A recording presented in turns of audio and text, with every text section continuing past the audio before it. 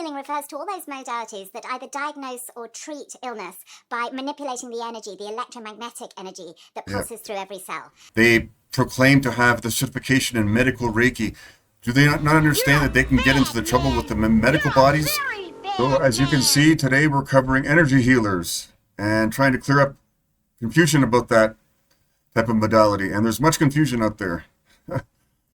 I fell victim to all kinds of things for different modalities in alternative health, and I started to paint all alternative health with the same brush, and that's really not what we should be doing. But that's what many people do. Yet they claim to be about peace and love and understanding. Many people are not. They basically give up. They search all kinds of things on the internet and they get confused. But anyway, here's the video. Yep, I was there. Yeah.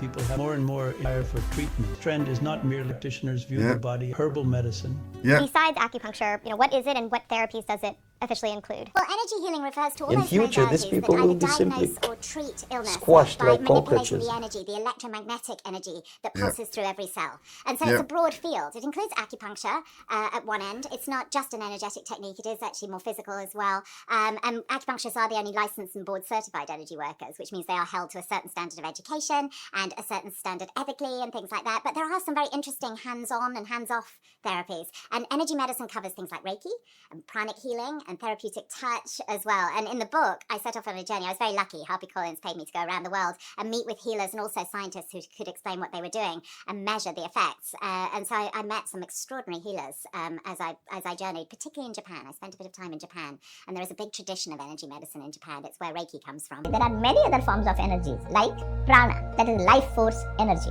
kundalini energy, Reiki energy, negative energy, etc. What if we could work with these energy fields to release these blockages and restore balance in the body and mind?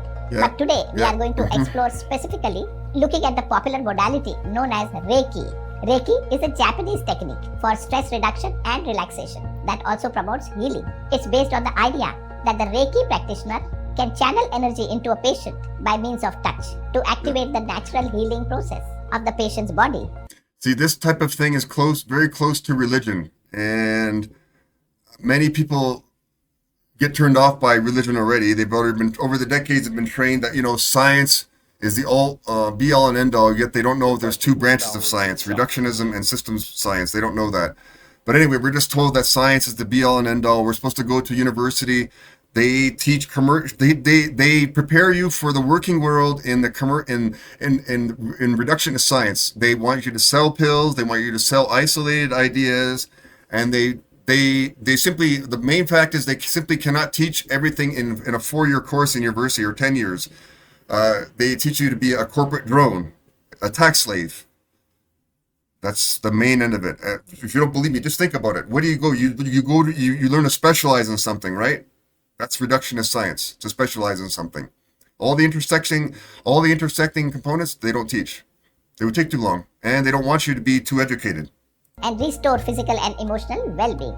What sets Reiki apart from other forms of healing is that it involves the transfer of energy from the practitioner to the recipient, unlike other forms of energy work that can be done on oneself. Reiki requires the practitioner to channel and direct the energy in the body of recipient. The practice is based on the idea that the body has an energy field that can be manipulated and directed to promote healing and well-being.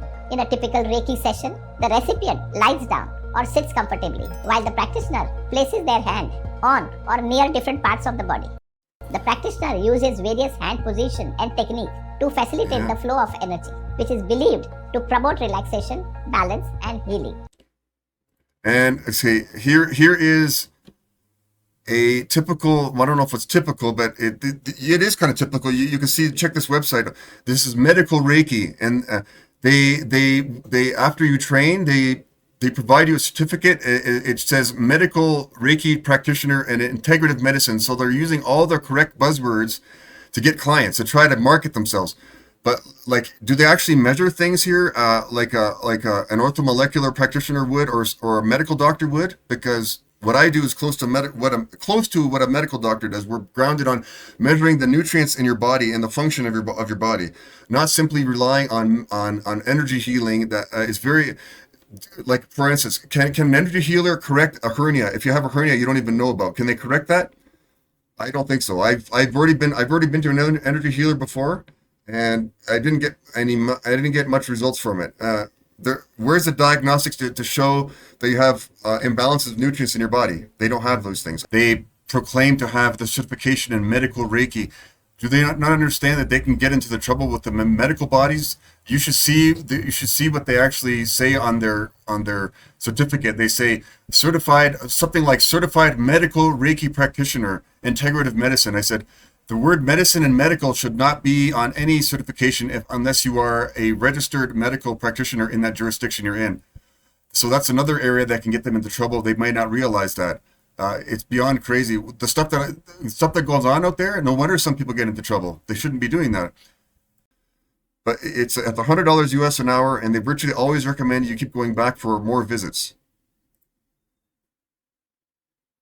The recipient may feel a sense of warmth, tingling, or relaxation during the session. Just like yoga, Reiki influences the autonomic nervous system, stress hormones, and promote the release of endorphins, the body's natural painkiller. It also works on a subtle energetic level to help release blockages and restore balance to the body and mind. Although it has many benefits, it should not be used as a replacement for a medical treatment. I try and make a measure of what... So this is what I do, orthomolecular nutrition. It's also called orthomolecular medicine, but I can't say medicine because I don't practice medicine. Modern medicine mainly is acute based. That's the reason why, because it's a different definition.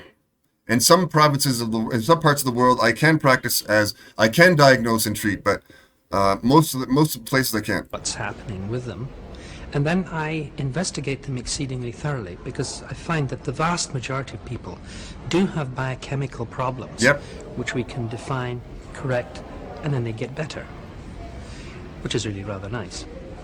That doesn't mean I don't use the standard medications. Of course I do. They're useful. But I don't pretend that they are the be-all and end-all that we're supposed to believe. No, that's just a sort of little crutch while orthomolecular treatment is starting to work. This is the designation that many of these practitioners obtain. You can see there, even medical doctors, veterinarians, acupuncturists, herbalists and massage therapists, chiropractors, dentists, registered doctors, take the training I do. It's a compliment to all these things. But you don't see any mention there about energy healers, do you? I don't. It's a big wacky world out there, and it's buyer beware world. If you want to keep going back to a practitioner, that's your prerogative.